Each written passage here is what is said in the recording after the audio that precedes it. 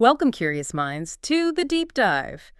Today, we're not just plunging into a fascinating topic. We're exploring a life that truly defies easy categorization. Yeah, absolutely. I mean, imagine someone who embodies the rigorous discipline of a soldier, the fluid precision of a martial artist, the rhythmic creativity of a musician, the meticulous craft of an author. And even get this, the intrepid spirit of a paranormal investigator. It's quite the mix. It really is. It's like a tapestry woven with so many different threads, you know? It's like a living masterclass in human potential and the incredible diversity of experience. Indeed. What we're about to explore is, I think, a testament to how one individual can cultivate a multitude of passions and skills, often, simultaneously. Right. Our subject for this deep dive is Shawn Armstrong. And what stands out immediately is just the sheer breadth of his life and career paths. I mean, from his foundational experiences in the military and martial arts, through his creative stuff as a musician and author. And then into these highly specialized fields like gunsmithing and security. Exactly. He seems to have embraced this philosophy of continuous learning and evolution that's really quite remarkable. Exactly.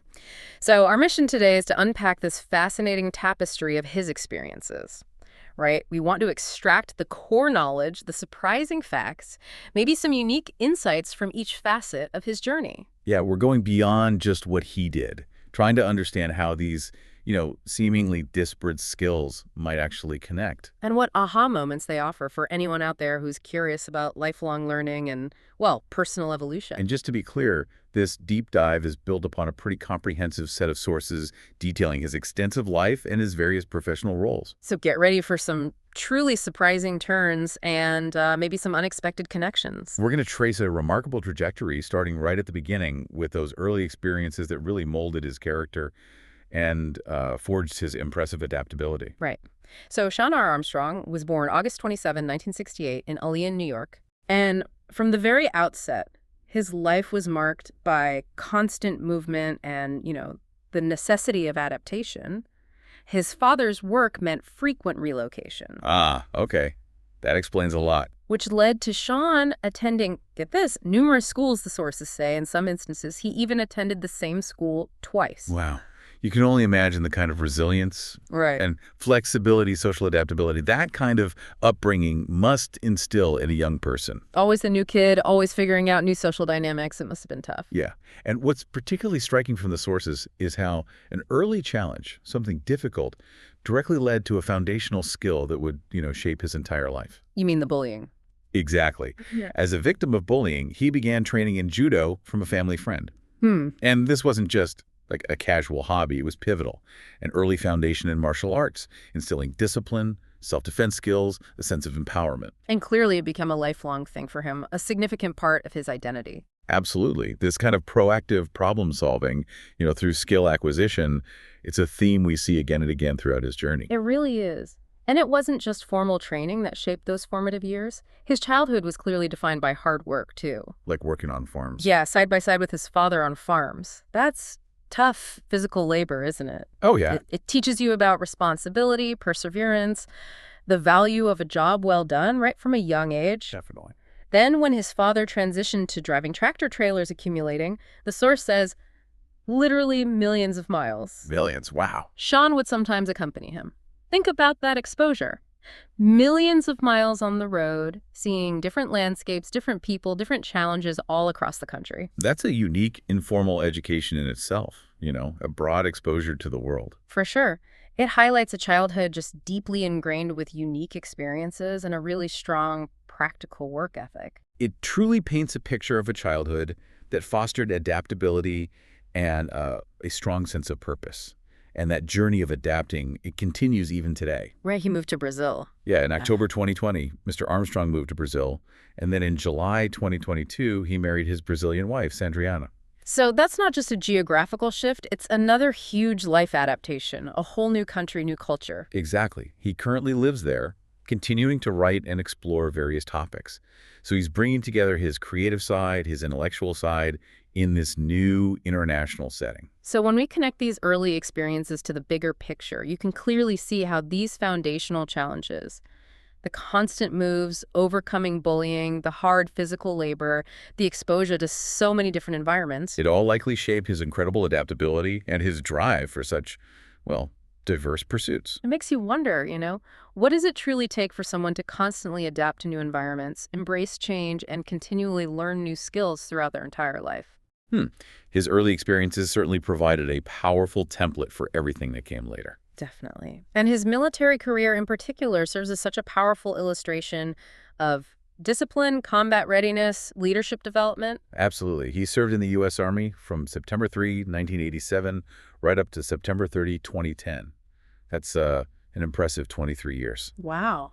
23 years. And during this time, he advanced to the rank of Staff Sergeant, SSG.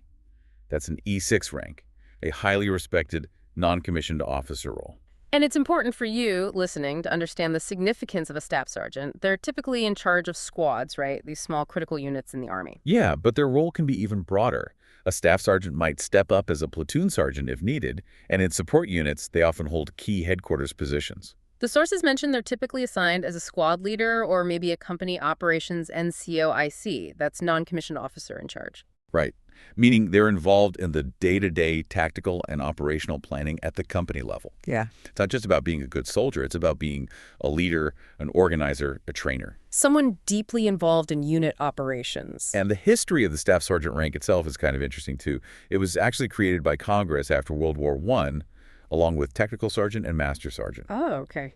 By 1920, the Army had sort of consolidated various company-level NCO ranks, things like color sergeant, supply sergeant, assistant band leader, into this new staff sergeant role. So it shows an increasing level of responsibility over time. Exactly. Solidifying its importance in combat leadership and just making the unit effective. His career path within the military was also really varied. He spent a significant chunk of time, from 1993 to 2005, as an M1 tank crewman. Yeah, and that job, Mm-hmm. it's not just driving a big tank. It's incredibly complex, high stakes. Demands precision, technical mastery, quick decision-making. As an M1 armor crewman, you're part of this highly coordinated team operating armored equipment, the main role, engaging and eliminating enemy forces using the tank's firepower, mobility, and, sheer psychological impact. The duties are extensive.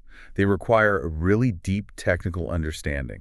You're assisting in target detection, identification, operating these sophisticated main gun controls. Adjusting fires precisely, calibrating the main gun. Right. And beyond the main gun, they've got to be proficient with machine guns too. Loading, firing, troubleshooting. Yeah. What's critical is that mix of technical knowledge and operating complex machinery under extreme pressure. And then there's just operating the vehicle itself. That's a beast, right? Oh, yeah. Maneuvering these massive tracked and wheeled vehicles over all sorts of terrain, often in combat formations. They have to read maps, navigate by terrain, select the best routes.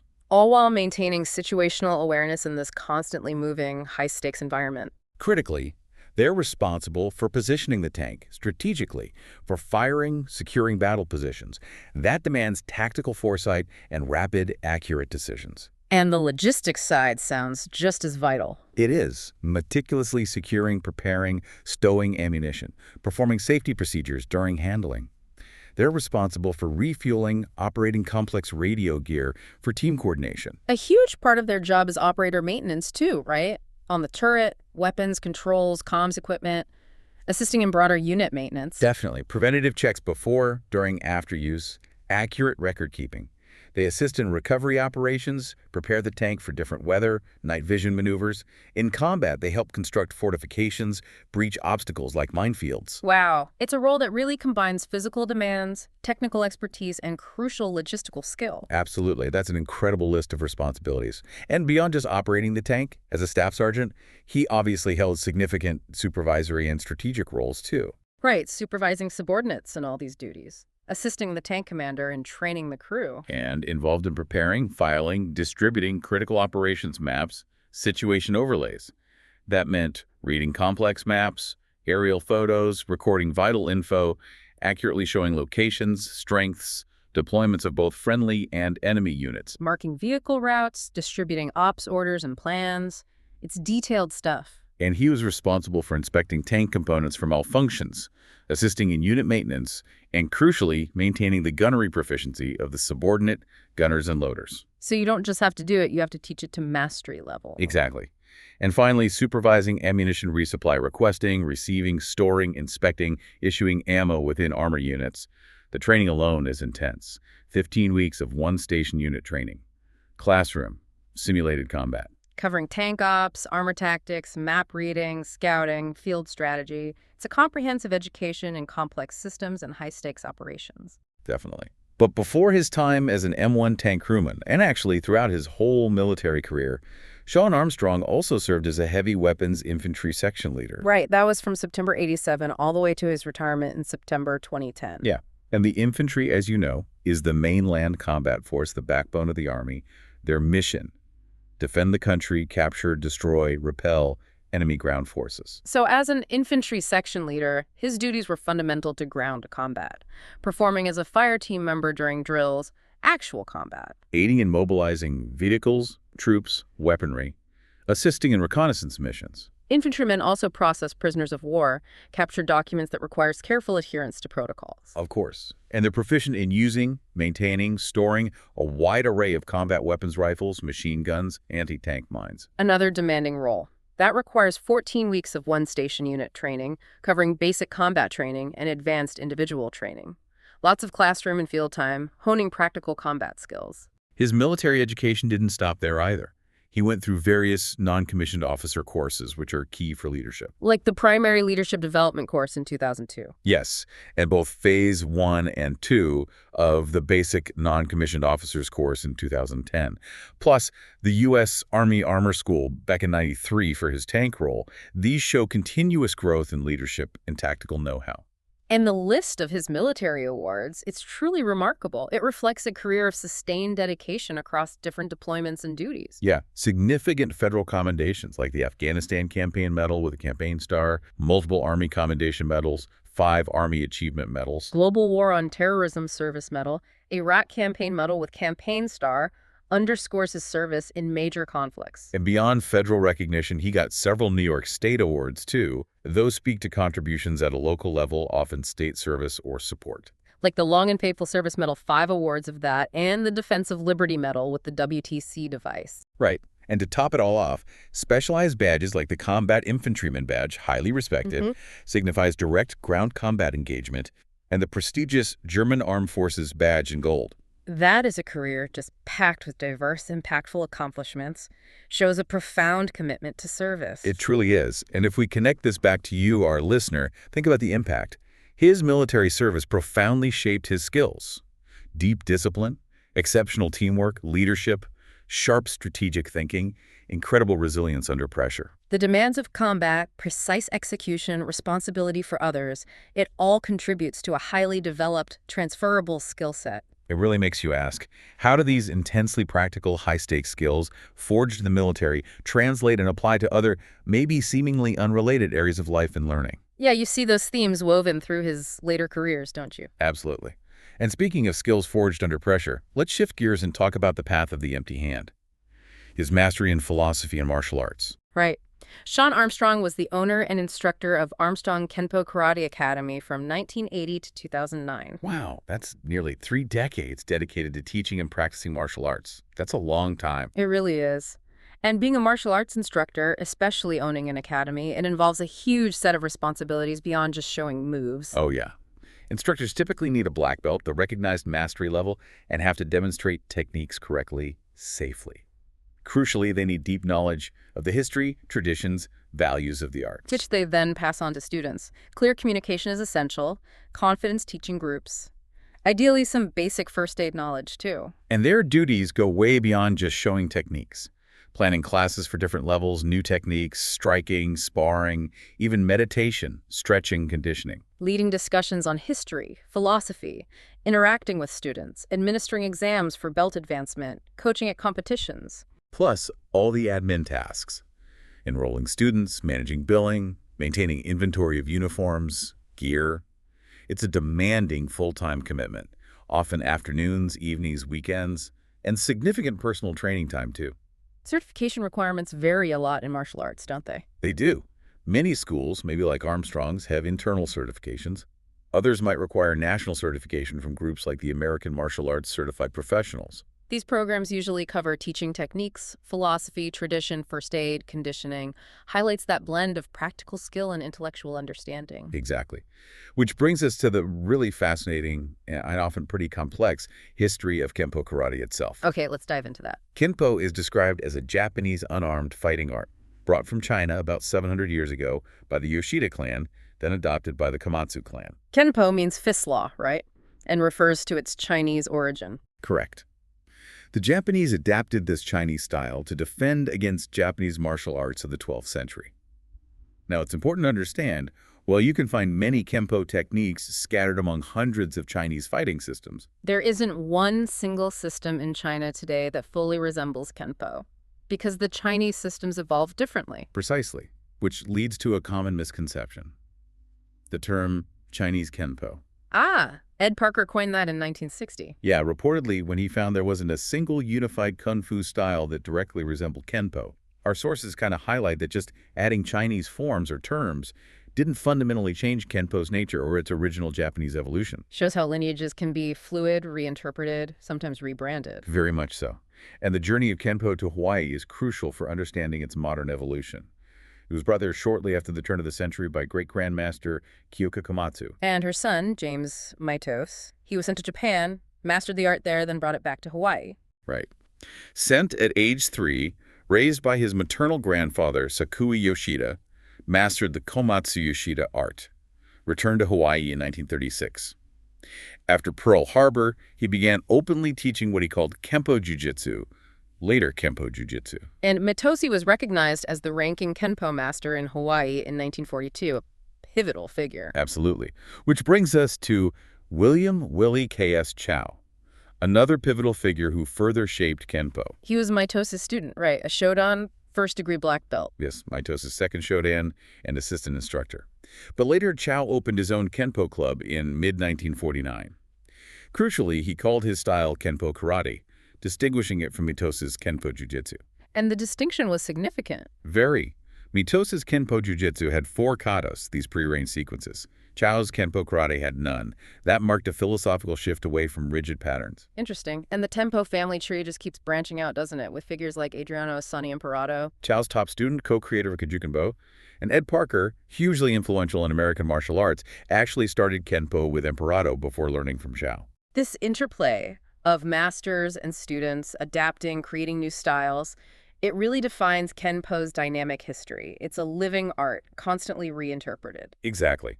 And quickly, on the spelling. Kenpo versus Kempo.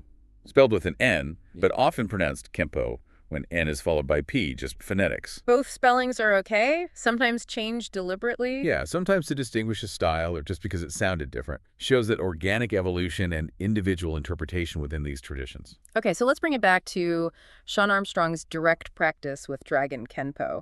This sounds like a truly modern evolution. It is. Dragon Kenpo is described as an art of empty hand and foot fighting, based on the scientific use of the body for self-defense.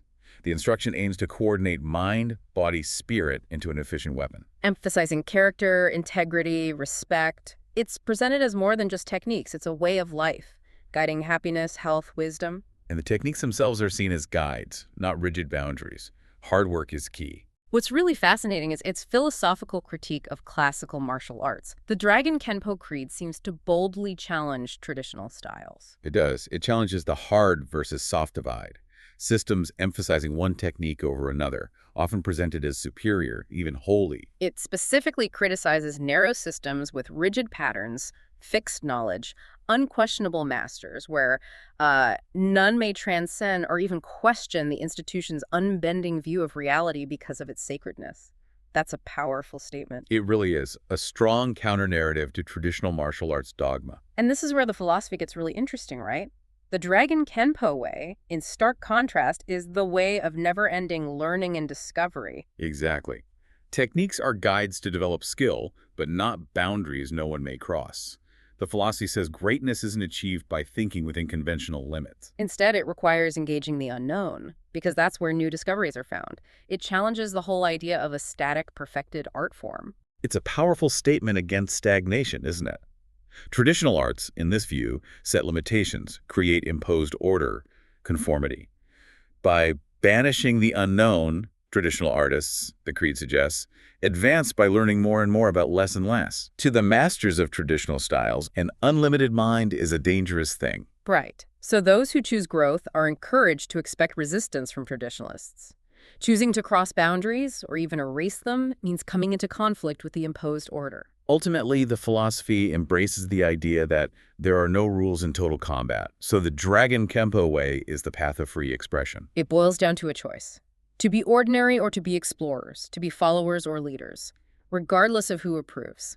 It's a profoundly adaptive, anti-dogmatic approach, not just to martial arts, but really to any field of continuous learning. The history of Dragon Kempo itself, organized by Ed Hutchison, seems to have evolved through various practitioners. Origins traced to Shaolin Temple, likely southern Shaolin, possibly Guangdong Fujian provinces. Elements seen in Hakakun, white eyebrow dragon, southern mantis, often linked to the legendary 5 elders of Shaolin, 5 animal styles. The lineage flows from Mitosa's Kosho Ryu Kempo to William Kwai Sun Shao, who blended it with his family's kung fu, calling it Kara-ho Kempo. Shaoda's notable students, Emperado, Kaju Kempo, and Ed Parker, American Kempo. Ed Hutchison learned from J.T. Will, who studied under both Parker and Al Tracy. So Dragon Kenpo, as organized by Hutchison, continued as this streamlined self-defense art, naturally incorporates Kempo, but also elements of other arts like Jeet Kune Do, Kali, Thai boxing. All geared towards simple, direct, and efficient street fighting. This eclectic mix truly reflects its modern adaptive philosophy. And what sets Dragon Kempo apart structurally is a lack of common solo forms, unlike American Kempo. Right. Studying older forms can be beneficial, but they're removed from regular practice. Instead, there's a series of standardized techniques for common street attacks, sucker punches, grabs, chokes, etc., spread across belt ranks. But these techniques aren't the final product. They're a point of departure for self-study. Exactly. Directly embodying that creed. While forms are absent, practitioners often string techniques together freestyle, like shadowboxing, getting the benefits without the confinement. And modern practitioners often incorporate other things, weapons from Filipino arts like Kali, Arnis, Eskrima, ground grappling, Junfan kickboxing, JKZ, Thai boxing. Yeah, it's a truly hybridized, evolving art. Their training philosophy emphasizes hard, realistic fighting over sport-oriented forms of sparring, with the motto, if you want to fight hard, you better train fighting hard. Very practical, real-world focus. Yeah. Today, Dragon Kenpo is described as a unique expression of a martial art customized by each individual practitioner. Respects lineage, but stays independent, adaptive. And Shawn Armstrong's own achievements reflect this diversity. A 3rd-degree black belt in Dragon Kenpo karate. But beyond that, a yellow belt in Sunjan Taekwondo, white sash in Junfangon Fuji Do, green belt in Koikan Karate Do, brown belt in Judo. Wow.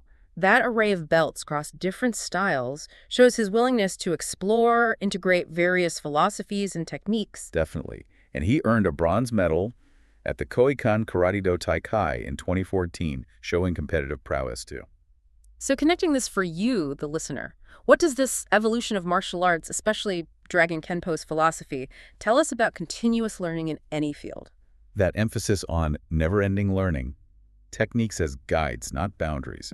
It resonates profoundly with lifelong learning, personal evolution. Makes you think. What's the value of a system, martial art, profession, personal growth that actively encourages individual exploration, isn't confined by rigid tradition? It's about becoming an explorer, not just a follower. Right. Okay, moving from the structured discipline of martial arts, Shawn Armstrong's life also embraces the world of performance and, well, the unseen. A fascinating contrast. Like professional wrestling. Exactly. He was a professional wrestler, trained by Gino Caruso at East Coast Professional Wrestling, wrestled as the perfect weapon, Shawn Armstrong. Professional wrestling, it's such a unique blend of athletics and entertainment, isn't it? A portrayal of combat sport. Combines classical wrestling, catch wrestling, martial arts, plus grappling, striking, aerial moves, sometimes weaponry. The key fact, as the sources note, is that the content outcomes, actions, it's choreographed, executed to simulate pain while protecting performers. Once a secret, now openly acknowledged, relies on the audience's willing suspension of disbelief. But despite being staged, it carries real physical hazards. The realism, the contact. There's risk of serious injury, even death in rare cases. It's a demanding physical art. Requires immense training, coordination, strength to do safely, testament to his physical ability and dedication. And then, another pivot, his life as a musician. Since 1986, he's been a rhythm guitarist and vocalist. As a rhythm guitarist, the role is providing rhythmic pulse and harmony, usually chords, basic technique, fretting chords, rhythmic strumming. But developed techniques include arpeggios, damping, riffs, chord solos, complex strums. And as a vocalist, reading, interpreting music, applying voice and style, using different ranges, alto, baritone, bass, styles like folk, rock, country, gospel, jazz, rap. Most singers are self-employed, freelance, work contractually with labels, clubs, venues, often in recording studios. A very different kind of discipline from the military creative expression, self-management, artistic interpretation. It's quite a spectrum we're seeing. From disciplined wrestling stages, expressive music, Shawn's curiosity then led him somewhere many find mysterious paranormal investigation. Right, from 2012 to 2014, he was involved as a paranormal investigator with Scientific Paranormal. Ghost hunting, investigating reported haunted locations, trying to collect evidence of paranormal activity. They typically use various electronic devices, EMF meters for electromagnetic fields, digital thermometers, different video cameras, thermal night vision, audio recorders, computers. Plus traditional techniques, interviews, researching site history. However, it's important to note, ghost hunting faces significant criticism. The sources mention its absence of scientific method. Explicitly stating, no scientific body has been able to confirm the existence of ghosts, and it's widely considered a pseudoscience by a majority of educators, academics, science writers, and skeptics. Which is a stark contrast to the highly disciplined, empirically verifiable nature of his military and martial arts training, a shift towards more subjective exploration. This section really highlights the incredible breadth of his interests, doesn't it? It does. Yeah. If we connect this for you, think about the contrast. The physical, structured world of wrestling, choreographed for effect. The precision of music, defined notes and rhythms, versus the subjective, often unproven realm of paranormal investigation. What draws someone to such vastly different forms of engagement, some tangible, testable, others intangible, speculative? It speaks to a multifaceted curiosity, I think, a willingness to explore the full spectrum of human experience, from the physical to the metaphysical. It's a fascinating mosaic. Okay, the final layer of this deep dive takes us into his highly specialized skills and that profound commitment to lifelong learning arms, security, academia. Like being an author and publisher since 2009. Right. Creating fiction, nonfiction, poetry, short stories, novels, life writing, scripts for theater, screen, radio, nonfiction books, articles, web content. And the field keeps expanding, right? New media like mobile content, computer game scripts. Most writers are freelance, self-employed. Income can be low, erratic. So many, like Armstrong, supplement income with related activities, author visits, workshops, events, readings, or diversify into reviews, criticism, or manage writing alongside other jobs, related or not, shows that adaptability needed in the creative economy. The typical work activities for an author are incredibly varied, too. Researching the market, selecting subjects, extensive background research, desk-based, site visits, interviews. Then the writing itself, structuring projects, meticulous editing, revising, reviewing, often based on feedback. Working to tight deadlines, submitting in required formats, constant networking. Marketing is huge, too. Online presence, websites, blogs, social media, talking at events, readings, signings. Some teach writing, critique others' work, offer mentoring. And managing the business side. Finances, contracts, invoices, taxes. As a publisher, he also oversees production, marketing, distribution. And using non-traditional avenues like self-publishing or starting his own company shows real entrepreneurial spirit. Beyond the intellectual and creative side, he's also highly skilled in the practical world of firearms. He's a certified gunsmith, graduated in 2010. And the primary responsibility of a gunsmith, ensuring firearms function safely, requires deep knowledge to inspect, identify unsafe problems, repair, or adjust for safe use. Common problems: improper assembly, malfunctioning safeties, obstructed or bent barrels, missing parts, incorrect tolerances, deformed firing pins, cracked parts, inaccurate timing, worn sear edges. Lots can go wrong. Given the variety of firearms, many gunsmiths specialize, right? Shotguns, pistols, specific brands. Exactly. Specializations range from custom designers, builders creating firearms from scratch, to finishers applying coatings, stock makers carving wood stocks, checkers decorating stocks, engravers cutting designs in metal, pistol smiths focusing on handguns, even small-scale manufacturers. A general gunsmith's tasks are comprehensive. repairing, ejecting firing problems, inspecting, disassembling, cleaning, oiling, reassembling, repairing damaged parts, fixing dented barrels, rebluing metal, changing caliber. Refinishing wood stocks. And for the really skilled, building custom firearms from scratch requires knowledge of mechanics, metalworking, engraving, woodworking. Precision and accuracy are absolutely critical for safety. His expertise goes further. He's a master firearms instructor with PSU ADI. Right. Responsible for ensuring the range operates safely for everyone, customers, employees, visitors, assisting customers with basic firearm handling. Managing instructors and range safety officers, monitoring range usage, ensuring maintenance of critical systems, filtration, bullet traps, target retrieval, ensuring safety on the range, observing users, stopping unsafe behavior, politely but firmly. Duties also include opening and closing the range, thorough knowledge of company mission, security policy, operating retail equipment, cash registers, scanners, understanding sales rules, federal state forms like 4473, multiple handgun sale form. Knowledgeable about gun rentals, basic gunsmithing, able to demonstrate and supervise machine gun rentals. The essential skills are extensive. Firearm expertise, plus strong customer service, organizational, communication skills. Multitasking, decisive, tactful, cooperative. Annual shooting quals, ability to get a concealed carry permit. Plus significant physical demands. And further expanding his security expertise, he's also an executive protection specialist instructor with PSUAD. Bodyguards, close protection officers, protecting people from threats, info loss, assassination, assault, harassment, kidnapping, stalking. Typically employed by high-profile figures, politicians, movie stars, athletes, celebrities. Primary responsibility, assessing security threats, providing measures. And it's more complex than movies portray, right? Multi-agent units might handle communication protection, detailed risk threat vulnerability analysis, chemical explosives detection, operating security measures, mob screening. Also searching areas for threats, preparing travel routes, meticulous planning, strategic foresight needed. Education usually requires high school minimum, military law enforcement background preferred, rigorous training in first aid, armed combat, firearms tactics, martial arts, clearly aligns with his skills. And finally, also a combat shooting instructor with PSUAI. Instructing personnel in rifle, pistol, shotgun marksmanship, teaching weapon safety, firing positions, sight pitch realignment, breath trigger control fundamentals. Also teaching nomenclature, weapon disassembly operations, stoppages, immediate corrective action. Duties. Explaining range safety, inspecting weapons for condition, observing personnel for safety, offering corrective advice, correcting malfunctions, scoring field firing results, evaluating target detection, range estimation, etc. Deep technical knowledge, plus effective instruction and safety management. The depth of his formal and informal education is just staggering. Reinforces that commitment to continuous learning, acquiring specialized practical skills. Beyond his high school diploma, 87, and criminal justice studies, 2000, he engaged in extensive online learning. Like in 2015, several Hillsdale College online courses, diving into intellectually rigorous topics, the global jihadi threat, Economics 101, the presidency and the Constitution, the progressive rejection of the founding, meaning, and history of the Constitution. That shows a curiosity spanning far beyond the tactical or physical into political philosophy, economics, constitutional law.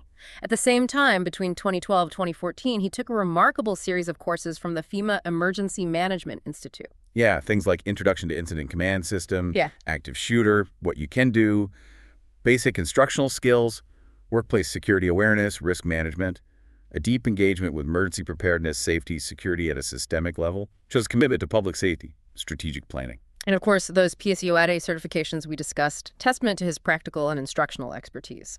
Private Investigation, 11. Master Firearms Instructor, Executive Protection Specialist Instructor, Combat Shooting Instructor, Certified Gunsmith, 10.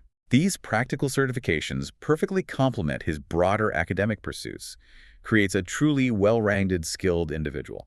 So connecting all these threads for you, the listener, his education, formal and informal, across such a wide spectrum, it profoundly demonstrates commitment not just to learning, but to acquiring highly specialized practical skills that often interconnect. Yeah, how do these diverse areas from economic theory and constitutional law to gunsmithing mechanics to executive protection strategy reflect a deliberate, strategic approach to knowledge and personal safety security? It seems like it's about building this robust, versatile skill set spanning intellectual, physical, practical domains, preparing him for almost anything. Absolutely.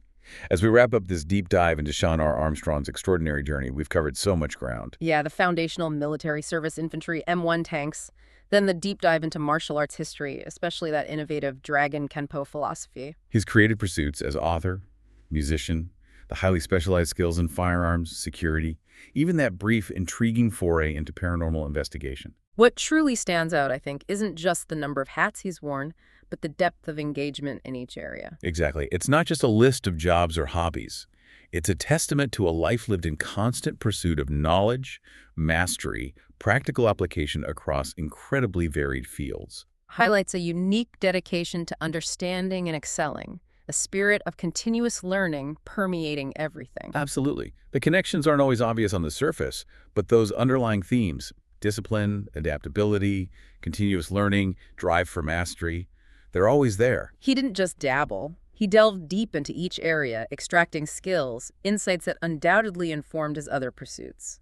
So, for you, our listener, we'll leave you with this final provocative thought. How might your own personal curiosity and a willingness to explore seemingly unrelated fields lead to a uniquely enriched life? What hidden connections or synergistic benefits might emerge when you allow your interest to lead you down diverse paths, pushing beyond conventional boundaries? Perhaps the ultimate deep dive is into the boundless potential of one's own learning journey.